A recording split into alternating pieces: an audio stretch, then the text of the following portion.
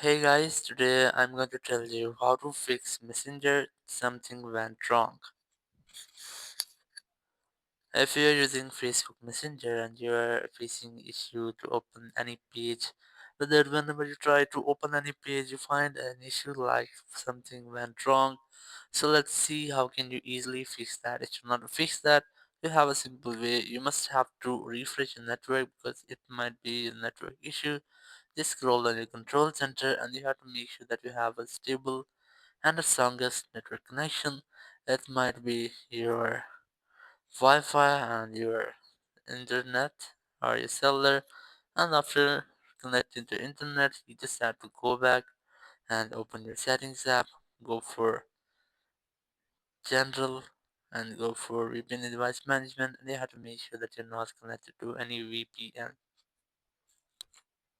If you're connected, try to disconnect the VPN, then go back here and you just have to check for Messenger updates. Open the App Store, search for here Messenger,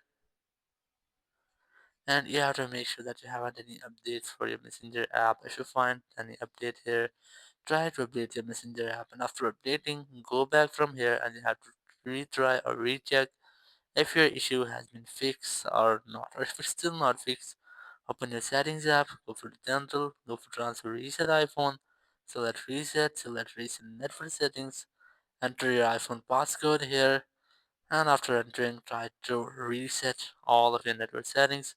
It will not delete any kind of your data, so you can easily try this, and after that, your issue must be fixed.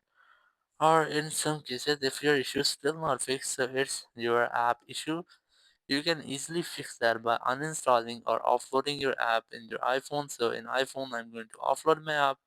If you are on an Android, you can also try to uninstall apps. So open General, go for iPhone storage, look for Messenger app here. Once you find Messenger, you just have to tap on Offload app and then tap on Offload app again.